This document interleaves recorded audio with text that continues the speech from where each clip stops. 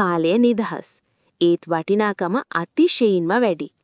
ඔයාට ඒක මිලට ගන්න බෑ. ඒත් භාවිතා කරන්න පුළුවන්. ඔයාට ඒක ඉතිරි කරන්න බෑ.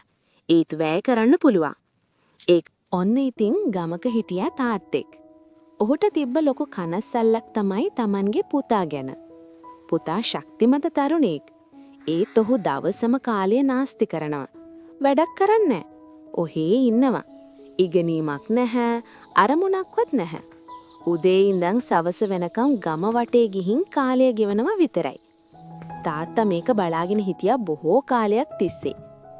අන්තිමේදී එක දවසක් ඔහු පුතාට කියනවා, පුතා, කබඩ් එක ඇතුලේ තියෙන පරණ ඔරලෝසුව අරගෙන එන්න කියලා.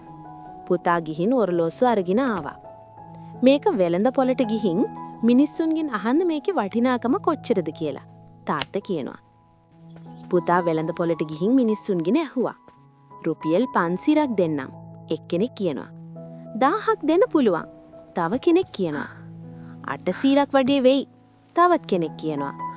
එකම ඔරලෝසුවට හැමෝම වෙන වෙනම මිල කියනවා. පුතා ආපහු ගෙදර එනවා. තාත්තේ එකම දෙයට හැමෝම වෙනස් මිලක් කියනවා. ඇයි එහෙම? ඔහු තාත්තගෙන් ඇහුවා. තාත්තා hina වෙලා කියනවා, හරි. හෙට තව වරක් යන්න. ඊළඟ දවසේ තාත්තා කියනවා, අද ගිහින් ඔරලෝසුවේ මිල අහන්න එපා. ඒක ඇතුලේ කියන කාලේ වටිනාකම කීයද කියලා අහන්න. පුතාට කියපු දේ තේරුනේ නැහැ. ඒත් ඔහු වෙළඳ පොළට යන්න තීරණය කරා. මේක ඇතුලේ තියෙන කාලේ වටිනාකම කොච්චරද කියලා අහනකොට මිනිස්සු hina වෙනවා. මිනිස්සු ඔහු අමුතු කෙනෙක් වගේ බලනවා. පුතාට මේ ඔවේ ලැජ්ජාවක්, අසහනයක් වගේ දැනෙනවා. ඒ වෙලාවේ ඔහුට දැක්ක පොඩි කඩයක්. ඇතුලේ හිටිය වයසක මහත්මයෙක්. ඔහු ඔරලෝසු හදන කෙනෙක්. පුතා යාගෙනුත් අහනවා ඒම ප්‍රශ්නෙම. මහත්මයා නවතිලා ඔහු දිහා බලනවා. පුතා, ඔහු මෘදු හඬින් කතා කරා. ඔරලෝසුවට මිලක් දාන්න පුළුවන්. ඒත් ඒක ඇතුලේ තියෙන කාලයට නම් මිලක් දාන්න බෑ. පුතා නිශ්ශබ්ද වෙලා අහගෙන ඉන්නවා. ඔයාට සල්ලි නැති වුණත් ආපහු හොයාගන්න පුළුවන්. දේවල් නැති වුණත් ගන්න පුළුවන්. ඒත් කාලය එකවරක් ගියොත් ආපහු එන්නේ නැහැ. ඔයාට ලක්ෂ ගණන් සල්ලි තිබුණත් ගිය එක තත්පරයක්වත් ආපහු ගන්න බෑ.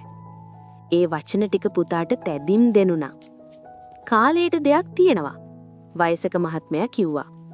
එකක් ඒකේ නවතින්නේ නැහැ. තව එකක් ඒක භාවිතා කරන විදිහ තීරණය කරන්නේ ඔයා. පුතාට එදා හැම දෙයක්ම තේරුණා.